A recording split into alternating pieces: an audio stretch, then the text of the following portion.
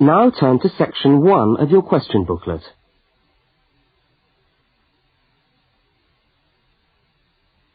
Section 1. You will hear a telephone conversation between a woman and a police officer. First, look at questions 1 to 5. For each of the questions, 4 alternatives are given. Decide which of the alternatives, A, B, C, or D, best fits what you hear on the tape, and circle the appropriate letter.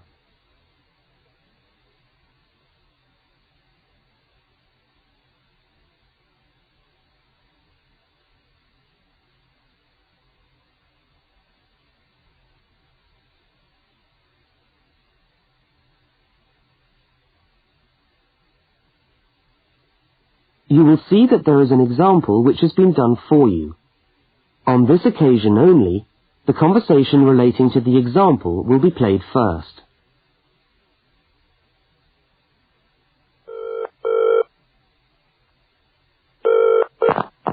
Good evening, City Police Station. Can I help you?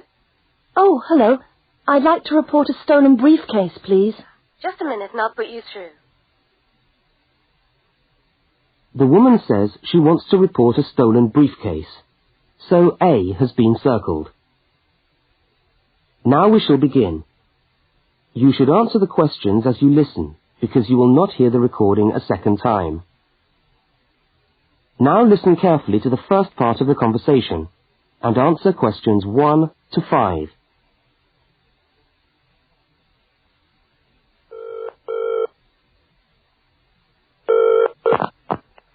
Good evening, City Police Station. Can I help you? Oh, hello. I'd like to report a stolen briefcase, please. Just a minute and I'll put you through. Lost property, can I help you? Oh, yes. I've had my briefcase stolen. Okay, I'll take some details. Tell me what it looks like, first of all. Well, it's a soft leather one, you know, not a heavy box type like a man's. And how does it close?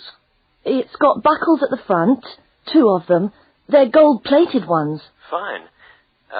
Was it locked? No, I'm afraid not. Never mind. Any distinguishing features? Pardon? Any marks or badges on it that make it stand out? Only the brand name. And where's that? It's on the back, at the bottom in the left-hand corner. It's saggy. Oh, and there's a scratch. It's quite bad, but small, directly above the brand name. I did it recently, putting it on my bike. I've got that. So, what did you have inside the briefcase? Well, all my papers from college. It's so frustrating, but thank goodness for computers. I haven't lost them completely. Yes, you're lucky. I had my wallet in my pocket, so I didn't lose that. But there were also my pens, which I got for my birthday, and a novel I was planning to read on the train. Right. Where exactly did you lose the briefcase? Well, I couldn't believe it. I was standing on the platform. It was right next to me. You were holding it? I'd just put it down on the floor, but I could almost feel it beside me. I was watching for my train because sometimes it comes early, and then next time I looked, my briefcase wasn't there. And what time was this? It must have been about 5:20. No, a bit later. I'd say 5:30 because it was just getting crowded and the train normally comes at about 25 to 6. Before they continue their conversation, look at questions 6 to 10.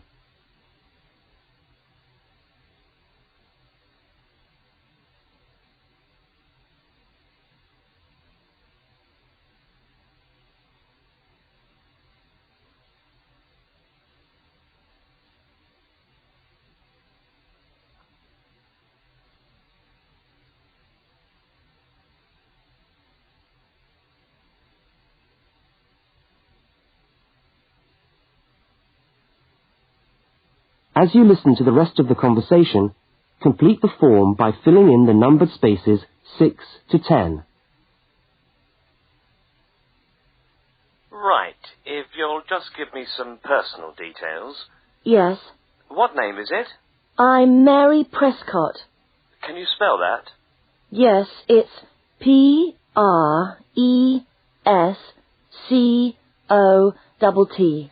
And your address? Flat 2, 41 Fountain Road, Canterbury. Fountain Road. Yes, number 41.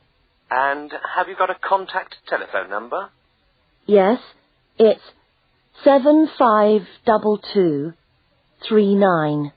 752239. Fine. One last question. What would you say the value of your briefcase is? Including the contents? Yes. Just a rough estimate is fine. I'm not sure. Well, the briefcase itself is quite new. I bought it last month for £40. I suppose about £65. The contents are worth about £20 or £25 at least. That's fine. Well, if you could come down to the station tomorrow, you can sign this form and have a look at what we've got here. Okay, thanks. Bye. Goodbye.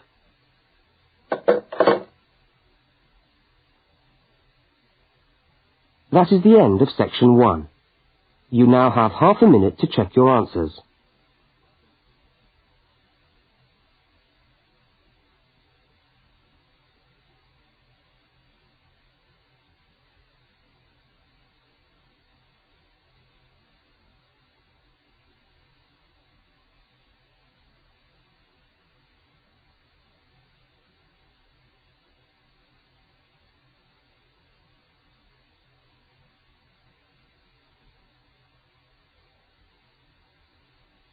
Now turn to section 2.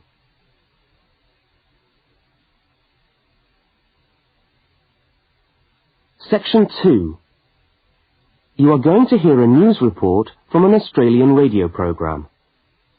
First, you have some time to look at questions 11 to 13.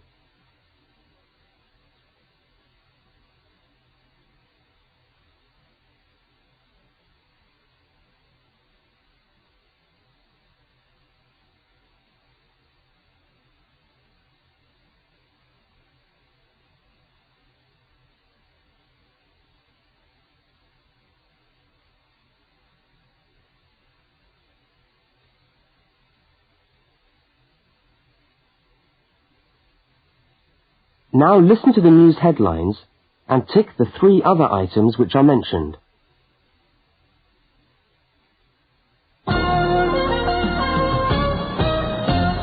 This is the 6 o'clock news for Tuesday the 25th of November. And first the headlines. The Prime Minister has promised to help the drought-stricken farmers in the northern part of the country who haven't seen rain for nearly 2 years. And in Sydney, a group of school children are successfully rescued from a plane which landed in the sea shortly after takeoff. Transport workers are on strike in Melbourne over a pay claim, and the strike looks set to spread to other states. And on a fashionable note, there's to be a new look for the staff of Qantas, Australia's national airline. Now you have some time to look at questions 14 to 21.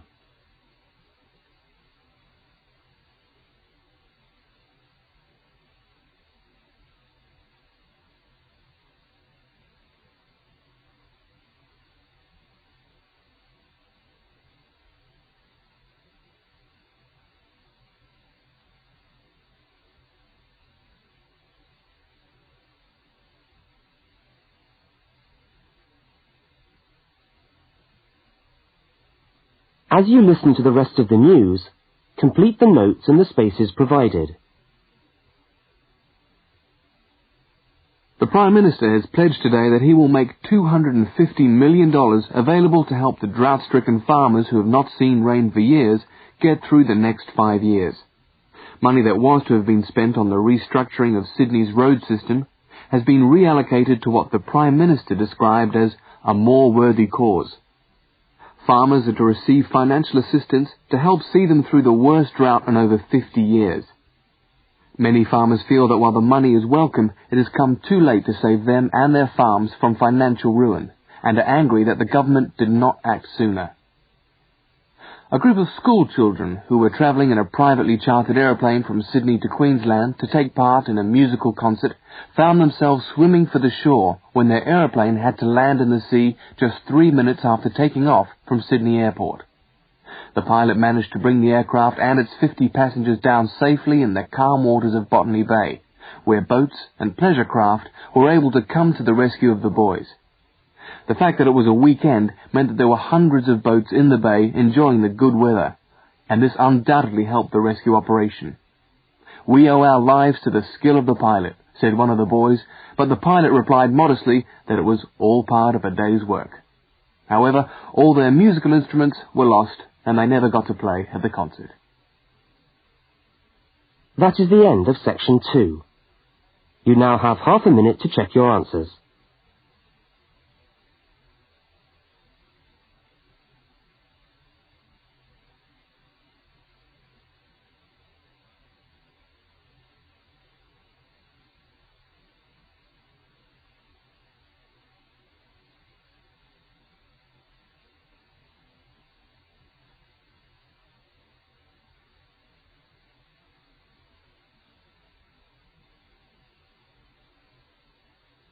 Now turn to section 3.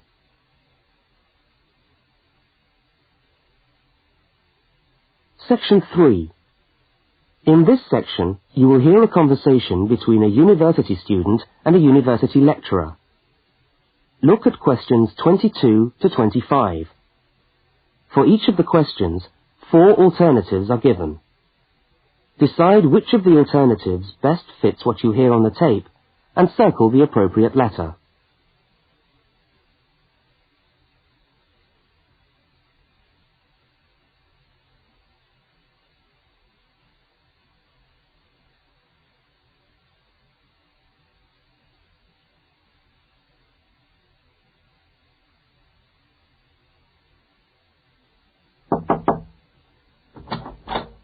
Hello. Can I come in? Oh, yes, come in. How can I help you? I was looking for the economics office. I've been all over the arts faculty building looking for it, but I could only find the School of Accounting and Economic History. Is this the right place? Yes, this is the School of Economics. Oh, good. I'm a new student, and I was wondering if someone could give me some information. Well, I might be able to help. I lecture on that program. What do you need to know? Oh, quite a few things, actually. Firstly, how many lectures a week do I have to attend? Well, the Economics 1 course is a double unit. So there are 2 lectures a week and 1 tutorial. Oh. The lectures are scheduled for Tuesday and Thursday. What time? Let me see. This information is all in the handout, which you should have received yesterday at the orientation meeting. Was there a meeting yesterday? I didn't know about that. No one mentioned... Yes, there was. But never mind. Now, lectures are at 4 in the afternoon. 4's a bit late. I've got a part-time job that starts at 4:30. Well, you can't be in 2 places at once, can you? And attendance at lectures is necessary. We expect at least 90% attendance at this university, you know. 90%? That's high. Do they enforce that rule? Yes, we do. We're pretty strict about it, actually. And what times have been set down for the tutorials? Do you have that information? That's a very well-attended course, so there's a number of tutorial times. Monday, Wednesday, and Friday, all at 9 o'clock. Yours will be allocated at the first lecture. Can't I choose the time? Maybe, maybe not. You'll have to talk to the lecturer on the course. Dr. Roberts is his name. Oh, okay. Now look at questions 26 to 31.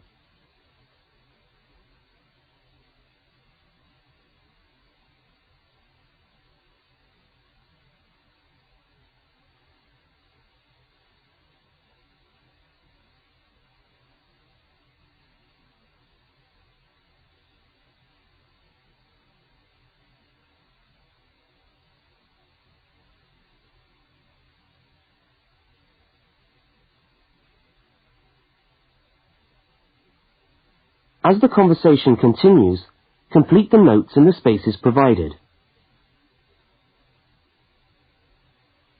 Anything else I can help you with while you're here? Well, yes, actually. Do you know what the course requirements are? I mean, how much work is expected for this course? Well, you have to complete a tutorial paper. What does that involve? Well, it's a piece of work on a given topic based on some set reading texts. You'll have to give a small talk to your tutorial group. Oh, how long does that have to be? Oh, about 25 minutes usually. I have to talk for 25 minutes? Yes, that's right. And then you have to write up your piece of work and give it to the lecturer to be marked. Right. And is that all? No. You also have to complete a 3,000-word essay on a topic. Can I choose the topic? Yes, usually you can. Right. That shouldn't be too bad. And in addition to that, there is an exam. An exam? What sort of exam? Well, it's an open book exam. Does that mean I can have the textbook with me during the exam? Yes, that's right.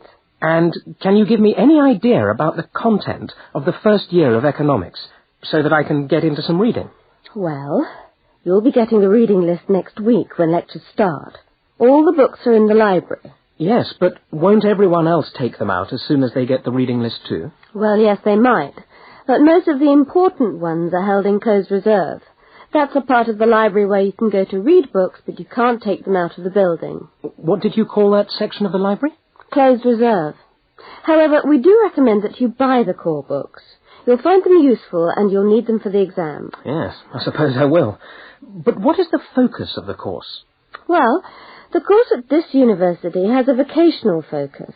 That is, a focus on preparing its graduates for work. So we're orientated very much towards employment. Oh, so my chances of getting a job are good? Well, provided you get good results. Well, look, thanks for your time. You've been really helpful. That's fine. See you next week, then.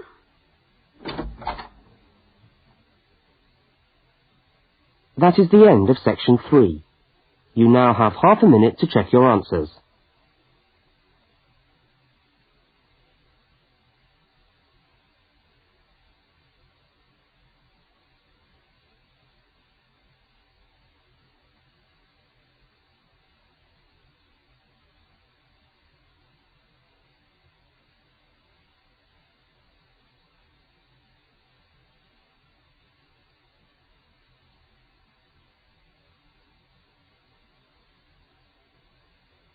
Now turn to section 4. Section 4. You will hear a talk given by a university lecturer about the structure of the university. First, look at questions 32 to 36.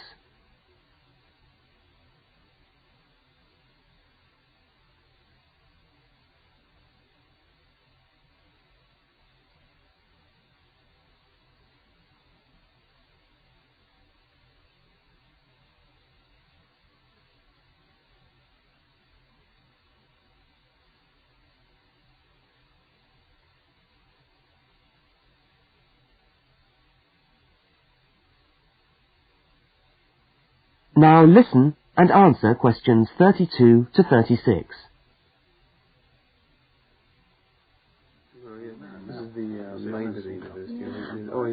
Good morning and welcome to the University of Westlands. My name is Marcia Mayhew and I'm the coordinator of the Bachelor of Social Science degree. This morning I'd like to tell you about the structure of the university and about some of the requirements of the degree that you're about to enter. The Bachelor of Social Science is in one faculty within the university. That is the faculty where I work, known as Arts and Social Sciences. Here on this campus we also have the faculties of Architecture, Law and Science and Technology, among others. It's important to know something about the structure of the faculty because as you go through your course, you may need to call on members of the staff to help you. At the top of the faculty, we have a dean, and below the dean, we have 3 divisions.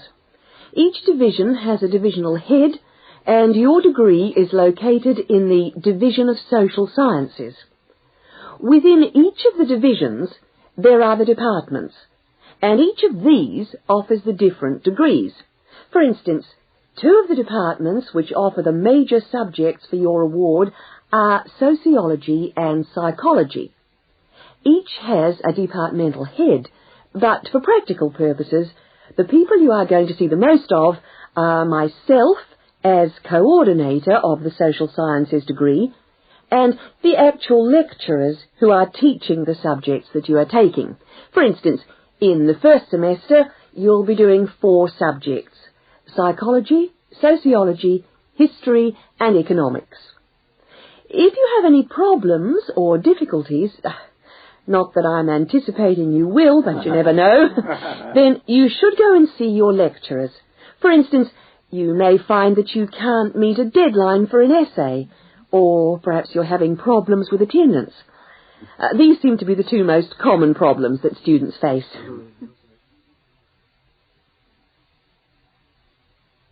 Now look at questions 37 to 41.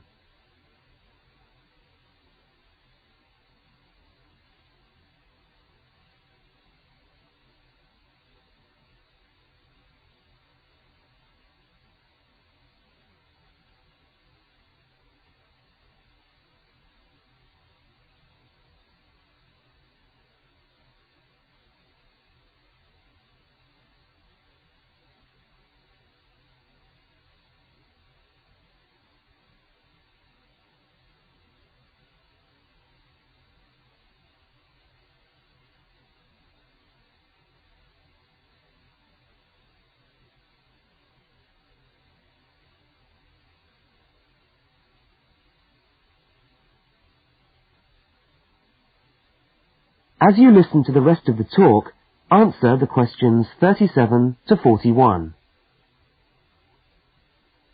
If your lecturers are unavailable, you can always come and see me in my office. I'm available on Wednesday and Thursday mornings and on Friday afternoons. Outside these hours, perhaps you could ring the secretary and make an appointment. Now, you'll note that all of the subjects which you undertake in the first year are composed of lectures and tutorials. A lecture is about an hour long, and a tutorial usually runs for about 2 hours. A lecture is rather like what I'm doing now, where one person will talk to all of you together on a subject. Now, we do ask you to try to attend the lectures. A tutorial is perhaps where most of the learning occurs at a university. You will be divided into groups of between 12 and 15 students, and each week one of you will have to present a piece of work to the group as a whole, and then the group will discuss what you've said. It's this discussion, this exchange of ideas, which really constitutes the basis of university learning, in my view.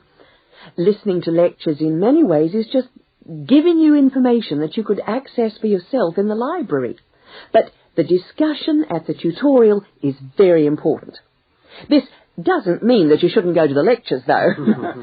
Other factors to be particularly concerned about are the structure of essays and delivery of written material. And in particular, I would like to mention the question of plagiarism. Plagiarism is taking other people's work without acknowledging it. That is, without saying where it comes from. Now, of course, all essays are based on research done by other people, but you must remember to attribute the work to the original writer. And while it's a good idea to work with other people, don't hand in work which is exactly the same as your friend's work, because we will notice. If you don't acknowledge the source of your information, then you run the risk of failing the subject, or in very serious cases, you might be denied entry to the university. Last but not least, stay in touch with us.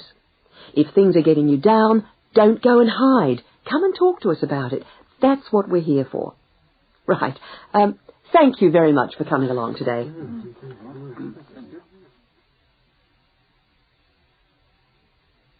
That is the end of section 4. You now have half a minute to check your answers.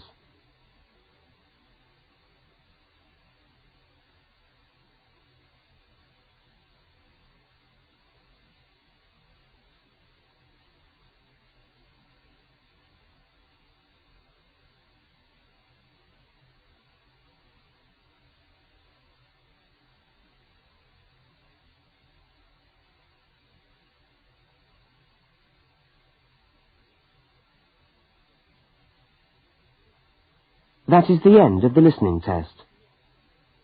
You now have 10 minutes to transfer your answers to the listening answer sheet.